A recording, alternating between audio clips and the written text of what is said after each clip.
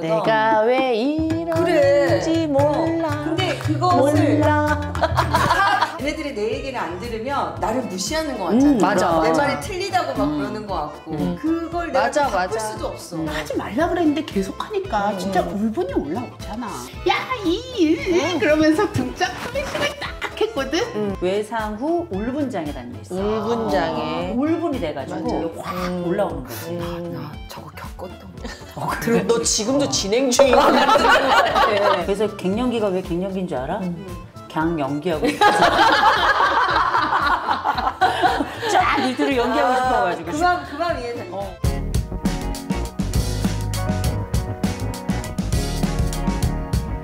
호! 연지! 이게 귀에서 사라지지 않으실 겁니다. 계속 양양양. 이거는 제 친구 배아노가 만든 홍매차예요.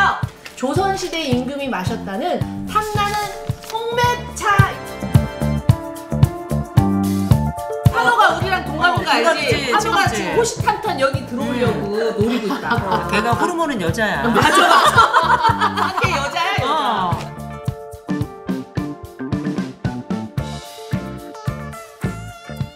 야, 우리가 저번에 라이브 했을 때 사람들이 막 갱년기 얘기해달라고 또 사춘기 얘기해달라고 막 그랬거든? 오늘 그 얘기 좀 해보자. 보면 이제 우리 영상에 갱년기 궁금증을 남겨주신 두 분의 댓글도 한번 읽어보도록 하죠.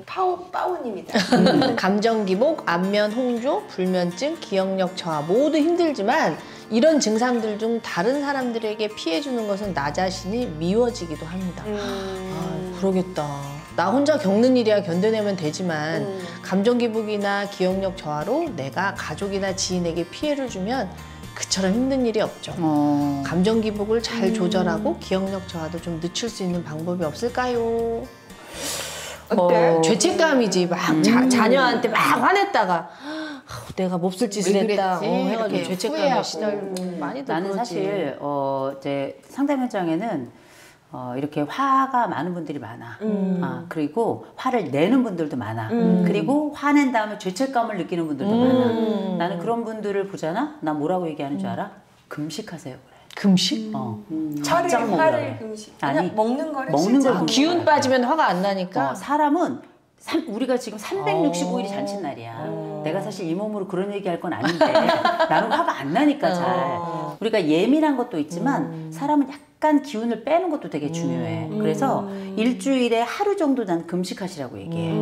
정 안 되면 일주일에 한 끼라도 금식하라고 얘기하잖아. 그러면 그 금식을 할 동안에 내가 금식한다는 거를 이제 의식을 하잖아. 이 의식을 하면 이 사람이 자기가 삶에 가지고 있는 이런 태도들 중에 에너지를 약간 빼. 이상할 정도로. 그래서 그렇게 조절을 하시도록 하잖아. 그러면 훨씬 좋아져. 그래. 그리고 두 번째. 신기하다. 난 나가서 뛰라고 불러. 얘기해. 무조건 그건 화가 나는 나거나 동의가 되는데. 나가서 뛰잖아? 이것도 또 에너지를 빼는 그치, 일이야. 그치. 그래서 내가 분노가 너무 많다 그러면 일단 내가 성질이 더럽다는 걸 알아야 돼. 그건 진짜 중요한 거야. 화를 내게 만드는 사람도 있지만 맞아. 내가 화를 내기도 하는 거야. 그래서 내가 성질이 일단 좀 더럽구나. 에너지가 조금 많구나. 이걸 알고 적어도 식사량도 조금 줄이고 그다음에 기본적으로 맵고 짜고 이런 거 좀 덜 먹고 나가서 뛰는 거. 나는 이게 전반적인 이 분노 조절하는 데 있어서 난 육할은 한다고 생각해. 자기가 먹은 음식이 곧 자기니까 너무 이제 과하게 먹으면 50대 중반에 30년째 류마티스의 갱년기에 갑자기 찾아온 갑상선 항진증. 아이고야. 게다가 중2 아들이면 최악인 건 맞죠. 어쨌든 수행평가 제때 안 챙긴 걸로다. 등짝 스매싱 먼저 나갔어요. 유유유. 다행히 퍼붓고 나면 다시 잠잠해지지만 그게 걷잡을 수 없을 정도로 악담부터 나가는 게 문제예요. 나름 영상 보고 글도 읽으면서 노력하면 좀 더 앵그리 포인트 시간이 짧아지는 걸 제가 느낍니다.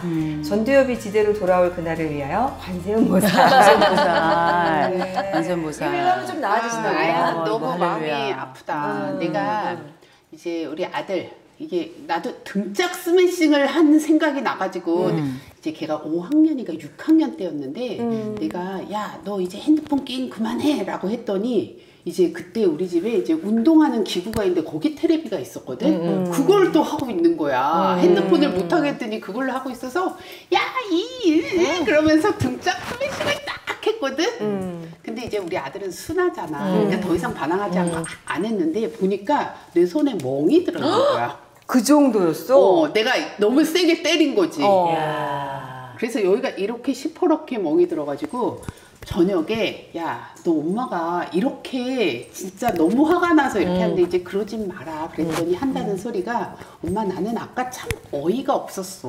그러니까 애들은 우리랑 보는 관점이 좀 다른 것 같아. 어이가 없었어. 엄마가 그렇게 급작스럽게 화를 내는 것도 되게 좀 이상하다고 느꼈고 그리고 때리는 연습을 좀 다시 해야 될 것 같아요. 아들이? 너무 자기는 하나도 안 아팠대. 너 손만 아팠던 거야? 내 손만 아팠던 거야. 그거를 마지막으로 더 이상은 안 때렸는데 그게 참 이게 때리고 내가 화를 낸다고 애가 바뀌는 거는 아무것도 없다라는 거. 근데 야, 네 아들 신선이다. 왜? 신선이야. 왜냐면 보통은 내가 아팠건 안 아팠건 상관없이 애들이 욕하거나 화를 내는 게 일반적인 거야. 넌 진짜 3대가 덕을 쌓은 거야. 이런 아들 그래? 없어. 약간 아들이 엄마의 정신 연령을 굉장히 낮게 본 것 같아. 보호해야 될 내가 대상. 무시당한 느낌이었어. 그러니까. 아니 뭐 그렇게 때려 힘도 없는 사람이 라는 얘기를 하더라고. 때리는 기술을 좀 익혀야 될 것 야, 같아. 나 교회 다니는데 이런 말 나온다. 네 아들 보살이다. 네 아들 보살이야. 진짜 보살이더라니까. 얼마 전에 회식 장소에서도 처음부터 끝까지 다 있었잖아. 그래서 내가 이분한테 얘기해주고 싶은 거는 화를 낸다고 달라질 게 아무것도 없다라는 거. 진짜 중2병 아들은 방법이 없다. 옆에서 그냥 보살처럼 기도하면서 기다리는 수밖에 없다라고. 그리고 그 시기는 지나간다. 그 얘기를 꼭 드리고 근데 싶어요. 이거는 저 아들의 문제가 아닌 것 같아. 그치, 내가 볼 그치. 때는 나는 행복하다님이 갱년기가 확실한 것 같고 그러니까 나도 모르게 내가 화가 치밀어 올른다는 걸 알고 있어야 돼. 또 작은 일에도 내가 먼저 주먹이 발사된다는 거 아니면 손바닥이 발사된다는 걸 알고 있어야 되고 얘기했던 것처럼 애들이 때린다 그래서 꿈쩍도 하지 않아. 그리고 우리가 워낙에 잘 먹여가지고 신호도 안 가. 괜히 우리만 이렇게 관절만 좀 안 좋아지는데 나는 그냥 뭐 나무라야 될 때도 있긴 있지만 근데 나는 한 가지 원칙이 있어. 때리지 않는다는 있어. 그래서 어떡하냐? 내가 나가 속이 터져서 내가 나가서 내가 마라톤을 그때 시작한 거 아니야. 그래서 10년 했다며. 마라톤 10년 했어. 10년 동안 계속 가 돌아. 그런데 그 아이들에게 화낸다 그래서 결국 좋아지는 게 없기 때문에 관계만 나빠지거든. 근데 얘기는 하고 나가지. 이건 이렇게 해야 된다 얘기는 하지만 아우 나도 진짜 이게 마음을 추스리기가 쉽지 않아. 쉽지 않지만 내가 분명한 건 알고 있지. 내가 때리는 순간 우리 애들은 정말 작살난다. 내가 옛날에 태권도 선수였잖아. 정말 작살난다니까. 아유, 기운을 좀 차려서 내가 세게 너처럼 때렸어야 하면 안 돼. 되는데. 내가 원포인트 레슨 해줄까? 근데 나는 사춘기를 좀 내가 겪어봐서 그때 나도 몰라. 내가 왜 이러는지를 사실은 나도 모르거든. 내가 왜 이러는지 몰라. 근데 그것을 몰라. 다 부모가 보는 것도 또 되게 화가 나고 창피하다. 그런데 그걸 내가 맞아, 또 바꿀 맞아. 수도 없어. 그러니까 그럴 때가 있더라고. 근데 나는 내가 우리 애들 사춘기 때 왜 내가 화날 때가 어떤 때가 해보면은 근데 네가 얘기한 대로 내 얘기를 안 들을 때잖아. 그래. 근데 그거 맞아. 정말 인정하기가 싫거든. 그리고 맞아. 얘네들이 내 얘기를 안 들으면 나를 무시하는 것 같잖아. 맞아, 내 맞아. 말이 틀리다고 막 그러는 것 같고. 그래서 결국에는 이걸 내려놓으려면은 결국에는 이걸 서로 인정하는 연습이 되게 좀 필요하지 않나 싶어. 아니, 나는 이제 상담 현장에서 갱년기 여성들 진짜 상담 많이 하는데 내가 하는 위로가 이 사람들이 그래 내가 화 안 내고 싶은데 나도 모르게 화가 난다는 거잖아. 나도 모르게 화가 난다는 건 사실은 내가 내는 게 아니라 내 뇌가 낸다고 내가 말씀을 드리거든. 그러니까 이게 우리가 오랫동안 생리를 하고 출산을 하고 열심히 막 이렇게 직장 생활하고 살림하고 살다 보면 내 몸속에 저장되어 있던 혈액이 고갈이 돼버리거든. 혈액이 고갈이 돼버리면 세포 입장에서는 굉장히 그 위급 상황이야. 그래서 세포들이 흥분을 해. 교감신경 흥분. 금리전이었나 봐. 그렇지. 교감신경 흥분이 되면 뇌가 짜증을 유발해. 그래서 나는 현장에서 혈액과 체액을 채워주는 제품들 막 들이잖아? 그럼 짜증이 많이 준대. 그러니까 이게 내 어떤 습관, 어떤 반응, 내 성격일 수도 있지만 사실 몸의 입장에서 보면은 몸에서 보내는 어떤 신호이기도 하거든. 그렇게 얘기를 좀 해드리면 조금 위로가 좀 되시는가 보더라고. 근데 내가 하지 말라 그랬는데 계속 하니까 진짜 울분이 올라오잖아. 너무 말 많이 해서 목마르니까 이거 한 잔씩에 이거 한우 알지? 한우가 만들었대. 이게 홍삼하고 오미자하고 맹문동을 배합했대. 얘가 한우가 좀 뭘 아는 애지. 맹문동이 뭐야? 맹문동이 뭐냐면 우리 몸을 촉촉하게 하는 거야. 아 그래? 그 여자들한테 좋겠네? 어때? 맛이 있네. 근데 이 이렇게 정도면 굉장히 맛있겠는데? 오미자랑 맹문동을 배합하면은 열을 많이 잡아. 너무 달지 않아서 좋다. 너무 달면 좀 나도 단 거 싫어. 홍삼 맛도 나고 오미자 맛도 나고 맛있다. 맹문동 맛도 그러니까 나고. 맛이 좋아. 야, 그럼 나는 니네는 하나 먹고 나는 2개 먹고.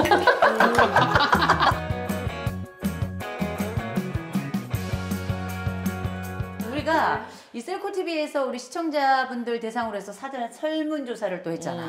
했는데 나를 가장 힘들게 만들었던 것은 어떤 것이었는가? 1번 감정 기복, 2번 불면증, 3번 안면 홍조 및 식은땀, 4번 기억력 저하. 그 가운데 44%가 선택했던 답이 있어. 그래? 그 답이 뭘까? 난 불면증 친구들이 제일 많이 얘기하는 맞아. 것 그래? 같은데. 불면증? 나는 이제 확실히 이제 상담 현장에서는 감정 기복 되게 많아. 감정 기복 되게 많아서 약간 우라가 치미는 거 있잖아. 그래서 요새는 내가 진단을 하는 것 중에 하나가 뭐냐면 외상 후 울분장애라는 게 있어. 울분장애. 네, 결국은 우리가 생애를 살아가면서 진짜 인생을 후려치는 듯한 그 순간들 있잖아. 그 이제 막 억눌리고 막 우리가 미친 듯이 화가 나고 우리가 옛날에는 한이라고도 부르고 때로는 뭐 약간 뭐 화병이라도 불렀던 이런 특별한 어떤 지점에 선명한 사건이 있었는데 이게 해결이 안 된 상태에서 쭉 가다 보면 이게 울분이 돼가지고 이게 확 올라오는 거지. 나 저거 겪었던 거. 그리고 너 지금도 진행 중인 거 같아. 너 지금도 진행 중인 거 같아. 너 말하고 싶어 죽겠지. 그래가지고 감정 기복, 화, 뭐 불안 요거 섞어가지고 이게 한 44%. 일본이 정답. 셀코 가족들이 너는 그래? 감정 기복이 막 올라오고 막 화가 불안이 올라오고 막 그래? 그랬었지. 난 그게 굉장히 심했었는데 그 감정이 왜 뭉치는지 그 원리를 알고 이렇게 푸는 훈련을 아주 오랫동안 했더니 훌륭해졌어. 뭐라고? 괜찮아졌다가 훌륭해졌다. 사람이. 근데 보통 이제 훌륭해졌어. 훌륭하다는 건 남이 얘기하는 거 아니니? 나는 근데 반대로 이제 40대 때까지 생리를 했잖아. 생리를 하기 전에 되게 우울하고 막 화가 나고 막 짜증이 나고 조금만 건드려도 원래 화가 그런 거 엄청 있지. 나고. 있지. 근데 이제 생리가 끝나니까 그게 없어져서 살 것 같더라고. 오히려. 너는 생리가 힘들었던 거 아니야? 그러니까 생리 전 증후군이 그게 너무 힘들었지. 그렇지, 맞아. 근데 나도 그게 좀 없으니까 나는 너무 좋아. 오히려 평화로워지고. 근데 내가 이제 또 갱년기가 되면 피부가 엄청 늙는다. 그다음에 골다공증이 온다. 혈관 질환 이런 거 생긴다 그래서 내가 여성 호르몬제를 먹었거든. 그걸 먹으니까 그 생리 전에 울분이 올라오더라고. 다시 또. 그래서 끊었잖아. 그리고 다시 이제 평화로워졌어. 잘했다. 그래. 잘했네. 안 되겠다. 그래. 울분해가지고 하는 이거 버리는 게 낫지. 참고로 여성 호르몬제의 부작용은요. 가장 그 심한 부작용이 혈전이야, 혈전. 아 그래? 아 진짜? 그거 되게 위험하잖아. 그래. 그렇지. 그래서 원래 혈관 질환이 있는 사람한테는 이 호르몬제 처방 안 내고 또 이 호르몬제를 복용하면서 또 가장 큰 부작용이 다른 암에 걸릴 가능성이 또 있어서 암 검사를 추적 관찰하면서 먹어야 돼.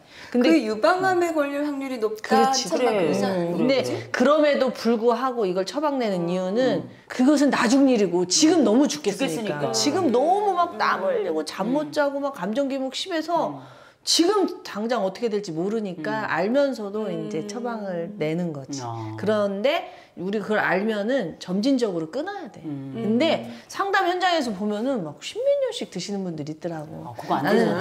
나는 그래도 아무리 길어도 5년은 넘지 말자. 그래, 호르몬제잖아. 근데 원래 갱년기라는 게 잠깐 오는 거지 뭐 그렇게 5년, 10년 걸리니? 아니야. 긴 사람들이 10년도 넘어가. 그래. 그래서 갱년기가 왜 갱년기인 줄 알아? 그냥 연기하고 싶어서. 그냥 연기하고 싶어서. 쫙 니들을 연기하고 싶어가지고. 그 마음 이해된다. 야, 그럼 50대 초반에 증상이 없다가 60대에 생기기도 해? 그 호르몬이라는 게 결국 혈액을 기반으로 우리 몸이 스스로 만들어내는 거잖아. 근데 이 갱년기 때는 고갈이 안 되고 있으니까 발현이 안 됐다가 좀 시간 지나서 완전히 고갈되는 시점에서 확 쏟아나오기도 하지. 그러니까 결국 호르몬이라는 것이 우리 몸을 지배를 하잖아. 다세포니까 호르몬 신호를 받아야 되는데 갱년기 때 호르몬이 탁 떨어져 버리는 거야. 그럼 신호를 못 받으니까 세포들 들고 일어나는 거지. 나는 사실 감정 기복은 별로 없었어. 그래. 나는 사춘기도 별로 크게 겪지 않았거든. 갱년기도 나는 심하진 않았어. 약간 이렇게 좀 땀이 좀 났다가 좀 약간 뜨거웠다 더웠다 이런 건 있었지만 그게 나는 견딜만 했었거든. 근데 나는 불면증이 굉장히 심했어. 불면증이 맞아. 심해서 잠을 뭐 자. 거의 못 잤지. 거의 못 자서 하루에 어떨 때는 뭐 날밤을 새는 일을 뭐 비일비재했었고 근데 나는 심장 수술을 하면서 사실상 불면이 없어졌어. 왜냐면 자야 된다라고 딱 생각을 한 다음부터 자기 시작했거든. 나는 건강에서 제일 중요한 게 잠이라고 그럼, 생각하거든. 맞아. 먹는 중요하지. 것보다 잠이 한 10배 더 중요한 것 같아. 아무리 잘 먹고 잘 챙겨 먹어도 못 자면 건강이 다 무너지기 때문에 나는 잠을 못 자는 만약에 갱년기 우리 구독자분들이 계신다면 상담을 받아서 호르몬제를 드시는 것도 괜찮을 것 같은 게 호르몬제를 먹으면 불면증 및 우라 치미는 거 이런 모든 게 다 사라진다고 하더라고. 그래서 사람마다 달라, 그거를 한번 도움을 받아서 잠을 잘 자는 건 굉장히 중요한 것 같고. 아니 그러니까 여성 호르몬제를 복용을 하고 효과를 보는 사람도 있지만 또 의외로 더 힘들어지는 사람도 많아. 그러니까 내가 가지고 있는 호르몬 플러스 밖에서 들어오는 호르몬이 중첩이 돼가지고 오히려 이렇게 튀는 경우도 너무 있어. 힘들었어 진짜. 연애모 영상 잘 보셨나요? 연애모 다음 이야기를 보고 싶다면 위 화면을 눌러주세요. 셀코TV 연애모 구독, 좋아요, 알림 설정 눌러주세요. 눌러주세요. 들어와.